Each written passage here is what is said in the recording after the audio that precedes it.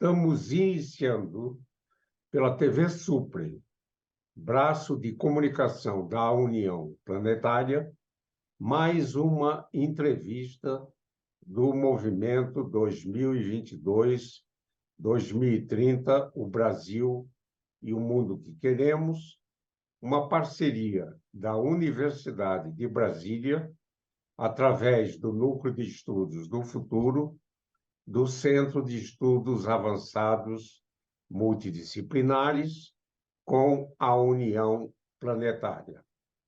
Hoje teremos o privilégio de conversar com o professor da Universidade Federal do Sul da Bahia, Richard Santos. Vamos revisitar sua infância e juventude, sua formação básica e universitária e os caminhos que o levaram para a área de educação. O nosso convidado é graduado em Ciências Sociais pela Universidade Metodista de São Paulo, especialista em História e Cultura do Brasil pela Universidade Gama Filho, mestre em Comunicação pela Universidade Católica de Brasília e doutorado em Estudos Comparados sobre as Américas na Universidade de Brasília. Tem pós-doutorado pela Universidade Federal da Bahia. Teve uma experiência importante como um artista multimídia.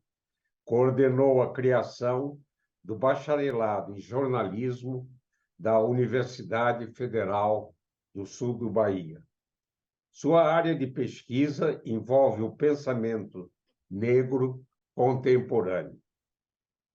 Publicou 13 artigos em revistas especializadas, 6 capítulos de livros e 15 livros. Recebeu prêmios e homenagens, das quais destaco Prêmio Frida do Fundo Regional para a Inovação Digital da América Latina e o Prêmio Nacional Jornalista Abdias Nascimento do Sindicato dos Jornalistas Profissionais do Rio de Janeiro. Atualmente é o pró-reitor de extensão da Universidade Federal do Sul da Bahia. Muito obrigado, professor Richard Santos, por ter aceito ao nosso convite. Na minha primeira indagação, pediria para revisitar a sua infância e juventude, sua formação básica e universitária e os caminhos que o levaram a ser uma liderança na área da comunicação e educação. Por favor. Professor Isaac, é uma satisfação imensa poder estar aqui contigo e no âmbito da SUPREM, da União Planetária, essa organização que muito representa nos caminhos da humanidade que acreditamos, né? E das possibilidades de avançarmos na nossa formação que acreditamos. Dizer da minha formação, do meu trajeto, do meu percurso, né, que me leva para a academia, que me leva para essa liderança, como o senhor coloca, é dizer da perspectiva de uma pessoa negra no Brasil que precisa trabalhar sempre a partir da excelência, trabalhando menos do que com a excelência, sempre colocado como invisibilizado, como num não lugar, como um sujeito não reconhecido. Trabalhando com a excelência, é sujeito de desconfianças, é sujeito de provas o tempo todo para dizer ao que veio efetivamente. Por isso que desde sempre, em todos os momentos da minha vida em que participei, seja na vida social, de militância, seja na vida artística, enquanto um dos pioneiros do movimento hip hop no Brasil, que agora completa 50 anos, seja no âmbito da televisão, onde a partir do hip hop fui apresentar programas de televisão ligados à música, cultura, é, e também no jornalismo, eu sempre busquei, né, esse lugar de excelência para que não restassem dúvidas sobre nossas capacidades, né? Dúvidas colocadas historicamente no contexto colonial escravocrata do Brasil que perdura.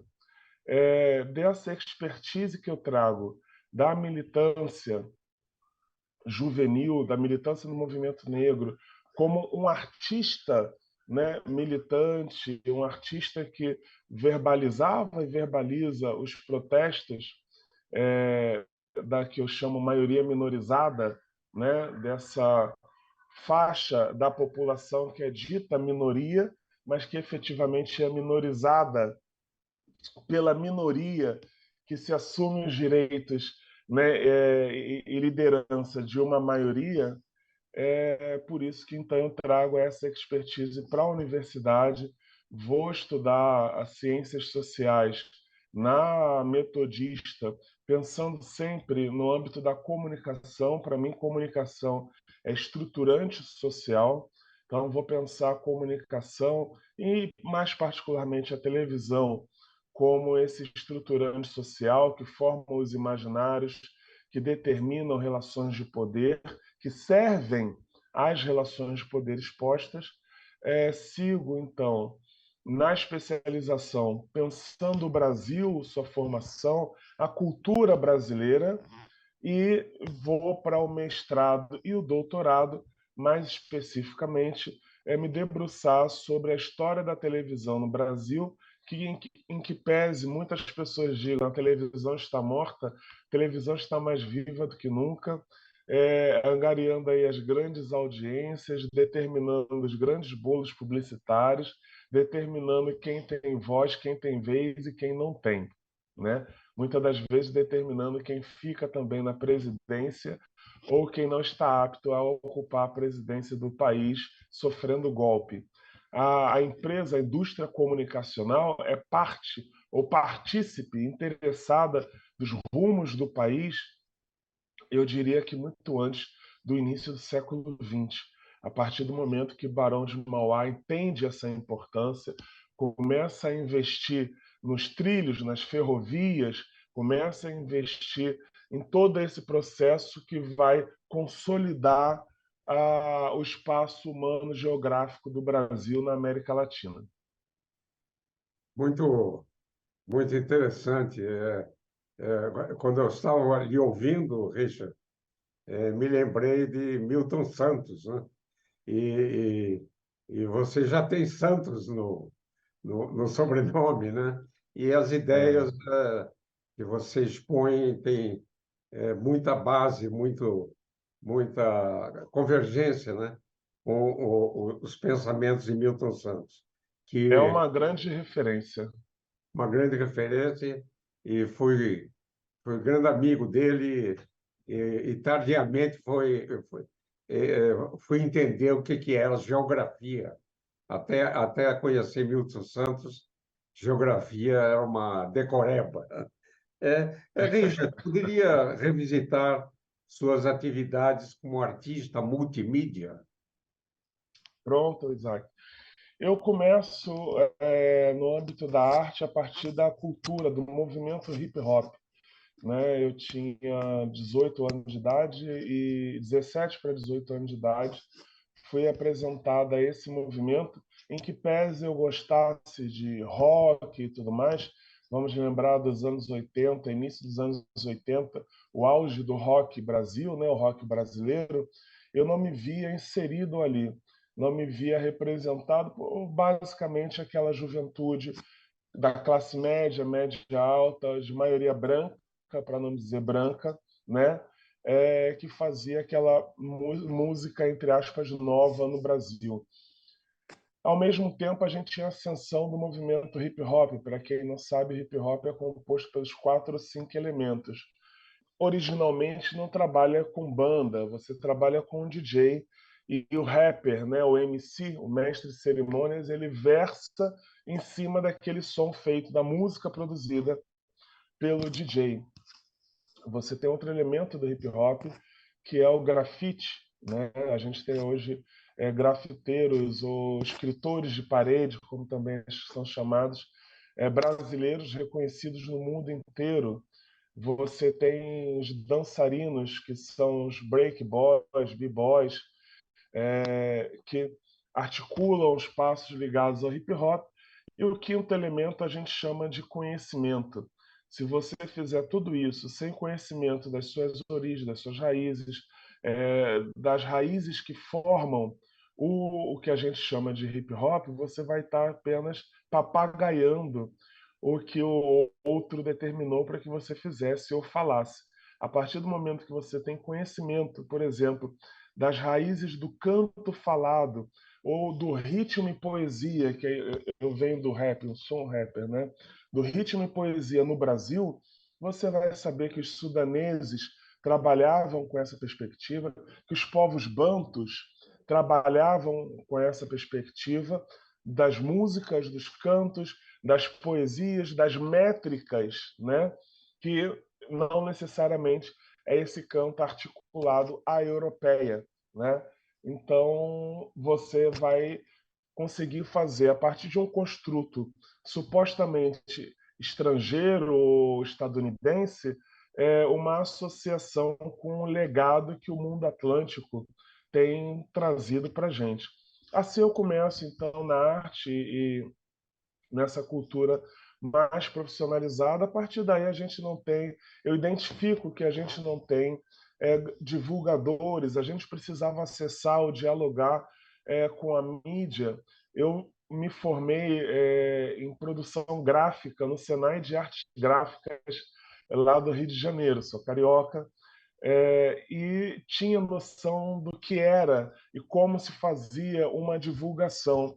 Ao mesmo tempo que a gente monta a primeira associação ligada ao hip hop no Rio de Janeiro, a ATCOM, Associação Hip Hop Atitude Consciente, cujo primeiro disco de rap, hip hop no Rio de Janeiro completa agora, em 2023, 30 anos, e a gente está preparando uma série de eventos para comemoração desse disco, que lança nomes para além do Big Richard, como eu também sou conhecido, professor, para além do Big Richard, nomes como o MV Bill, nomes como Gabriel Pensador, todos eles fazem a sua primeira gravação nessa coletânea chamada Tiro Inicial, organizada pela Associação Hip Hop Atitude Consciente, cujo diretor, esse primeiro diretor sou eu, e depois sou seguido pelo um outro que é o DJ TR. A gente então articula todas essas possibilidades de divulgação, de entrar nas redações, apresentar o que era o hip hop nesse momento. Assim eu vou me tornando alguém multimídia também. Sou convidado para participar, escrever em um jornal chamado Maioria Falante. Posteriormente, participo de programas de rádio na Rádio Imprensa do Rio de Janeiro. E isso me leva para a televisão. Mudando para São Paulo no meados dos anos 90, eu mudo para São Paulo em 93, eu começo a fazer uma série de participações em televisões, como a MTV, como a Bandeirantes, apresentando programas de televisão. Na Bandeirantes, na TV Cultura, passo depois pelo Fantástico da TV Globo, onde faço um quadro que dá origem a essa entrada da periferia e da periferia negra, positivada, né? Não só com crimes, violências. No Fantástico eu apresentei esse quadro pioneiro chamado Nós na Fita, onde eu visitava as comunidades do Brasil, mostrava o que tinha de melhor nas nossas periferias. Eu tenho um livro chamado Maioria Minorizada, que é de 2020, e bebendo na fonte do professor Milton Santos, eu vou dizer que são campos da maioria minorizada, campos negros, territórios negros, né? Porque o Milton Santos vai dizer da geografia humana, que a gente não pode ver essa geografia de forma árida. Eu vou dizer que as nossas periferias são esses territórios negros, campos da maioria minorizada. Então, no Fantástico, eu inicio essa trajetória, passo depois pela TV Record, trabalho na TV Record com o cantor sambista Netinho de Paula. A gente tem lá uma série, primeira novelinha sobre periferia, chamada Turma do Gueto, né? O Netinho de Paula fazia o Domingo da Gente e às segundas-feiras a gente tinha Turma do Gueto. É um programa que fez muito sucesso no Brasil e nos países lusófonos, né? Como Angola. A gente tinha muito retorno nesse sentido. Saio da TV Record, vou com o Netinho de Paula criar a TV da Gente, a primeira televisão e a concessão de canal de televisão para um empresário negro, que foi o Netinho de Paula. Na TV da Gente, eu sou produtor, repórter e apresentador.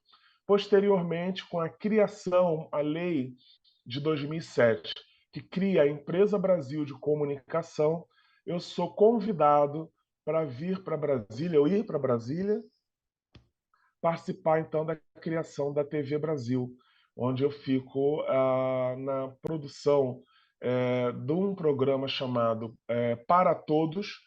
Sou produtor e apresentador e repórter do Para Todos, um programa especializado em cultura brasileira ou nas culturas brasileiras, né? Faço reportagens especiais também para um programa chamado Caminhos da Reportagem. Já nesse momento, eu lanço meu último disco, que é de 2008. Vou me enojando ou vou me cansando, né, da indústria cultural, do mainstream e de toda uma podridão que existe nesse meio, e vou levando esse meu expertise para a academia. Retorno, entro na universidade e levo essa experiência da televisão, da comunicação, de criação, de captação, essa coisa toda. Então, professor Isaac, como eu dizia, a gente acessa a academia, e você sabe, se é professor da UNB, muitos pesquisadores pesquisam sobre temas que não experienciaram a prática. Então eu já entro com essa outra bagagem, trazendo um tema na qual eu estou relacionado, eu vivi a prática dele, né? Quiçá também seja isso que me leve a essa posição que o senhor me coloca como uma liderança nas pesquisas em comunicação. Penso eu que faço pesquisas com determinado aprofundamento, ou que são um conhecimento que não real para boa parte daqueles que pesquisam comunicação, mas que não viveram efetivamente esse mundo da comunicação ali, no mercado da comunicação. Eu não gosto de ficar falando em mercado, mas é muito isso.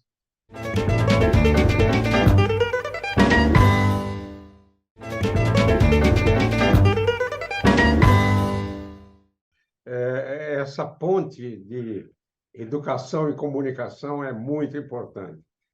Professor Richard, vou omitir aqui a palavra professor, vou indagar ao Big Richard, né?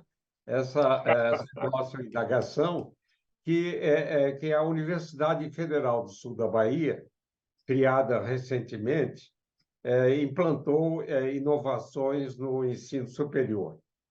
Poderia destacar algumas iniciativas que considere importante e o seu trabalho como pró-reitor de extensão?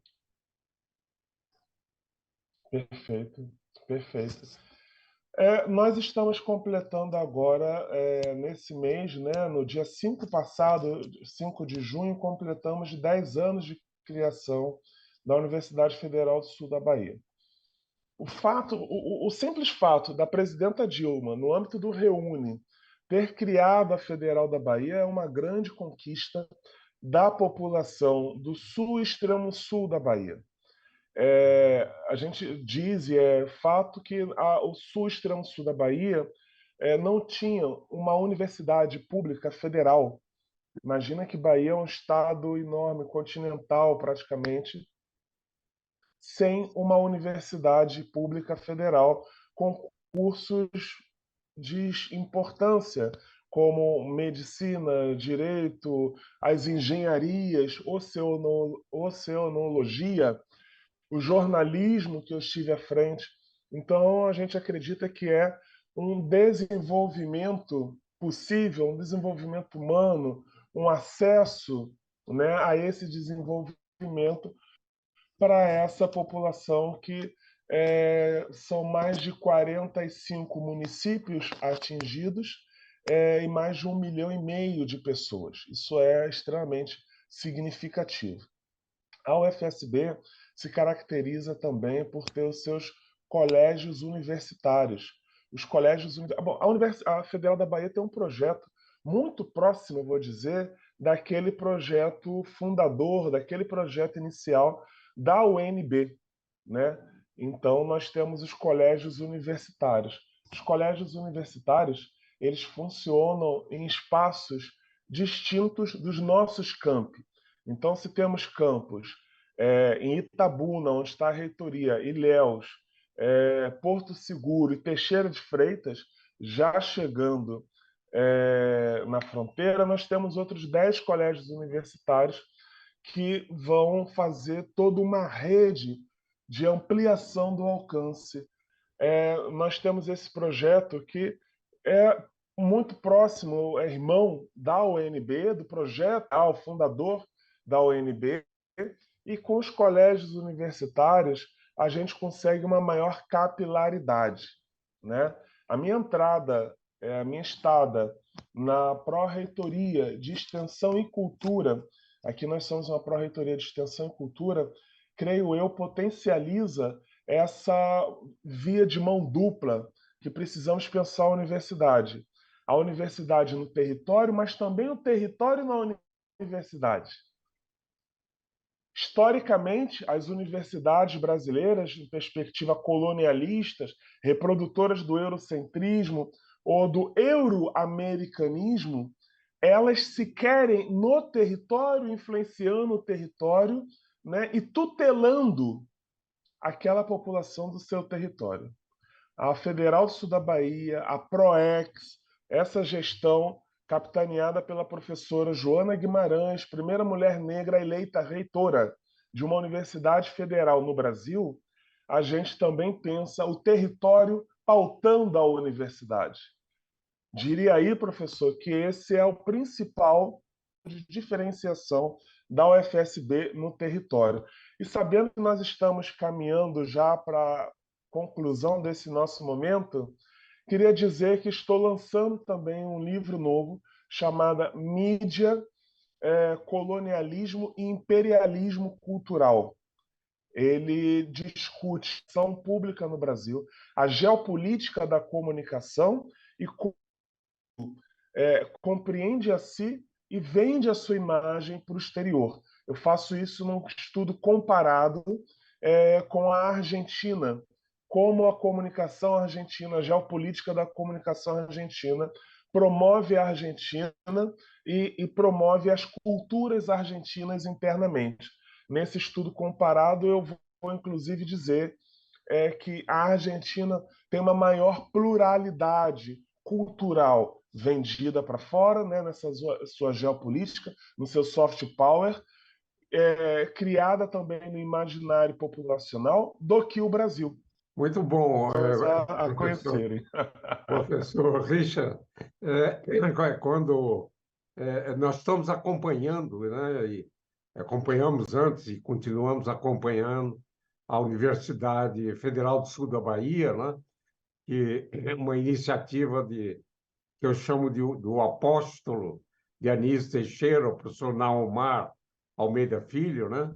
E nós, infelizmente, estamos chegando ao final do nosso programa, onde eu sempre peço uma mensagem aos jovens, mas não vou pedir, porque dentro da sua manifestação vieram várias mensagens, e muitas delas para abrir a cabeça dos nossas crianças e jovens brasileiros.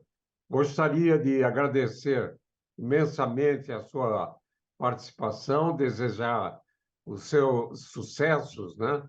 E criatividade na área de comunicação e educação, e mando um abraço a todos os nossos colegas da Universidade Sul da Bahia.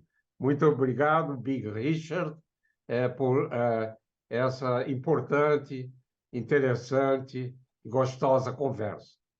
Esse Que e outros agradeço. programas do movimento 2022-2030, o Brasil e o Mundo que Queremos, poderão ser acessados no canal YouTube do canal Supre. Gostaria de agradecer a atenção de todos e todas que estiveram com a gente e voltaremos a nos encontrar em uma próxima oportunidade. Até lá!